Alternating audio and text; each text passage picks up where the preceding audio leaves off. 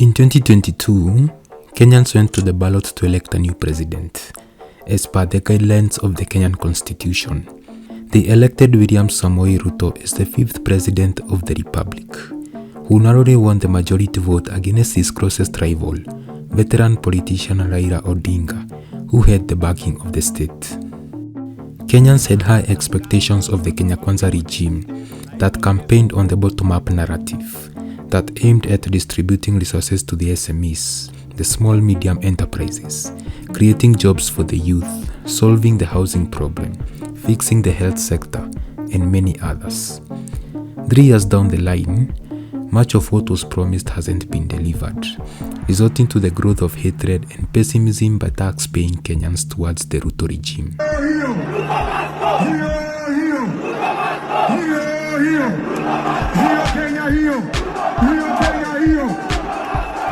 Since the unprecedented finance bill protest of last year, the status quo of Kenyan politics has changed dramatically. The message that Kenyans conveyed to the political elite during that 1 month of protest is that Kenyans are the one who have the say-so on how the country should be governed, not the president nor the parliamentarians, because according to Article 1 of the Kenyan Constitution, power belongs to the people. Right now, the political temperature of the country is similar to that of the 2002 election. This is barely 2 years before we hold another election.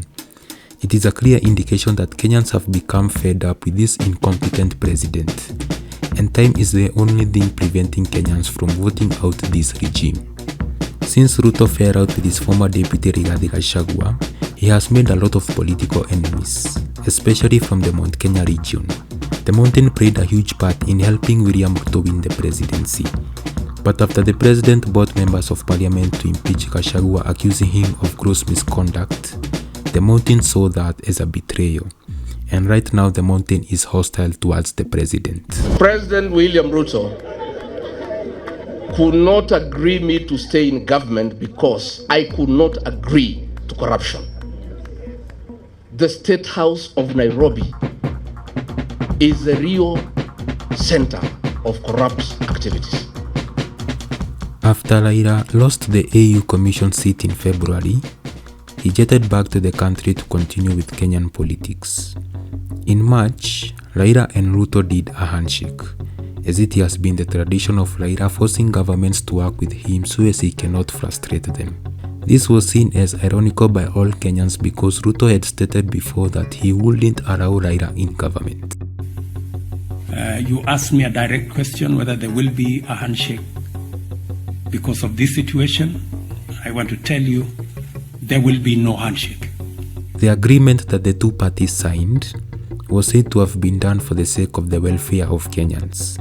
But the truth of the matter is that they came together for the sake of fulfilling their own selfish interests. 90% of Kenyans will agree with me that the country under the leadership of El Chapo is a total mess. Nothing seems to work right. The health system is corrupt, the judiciary is undermined, the education sector has become neglected, and the security sector is being used to harass government critics. 2027 is just 2 years away, and when that time comes, we as Kenyans will have the opportunity to elect people who respect the rule of law and have a heart of service to people, so as they can take our country forward. I want to be given the privilege to govern this country. I'll get everybody to obey the law.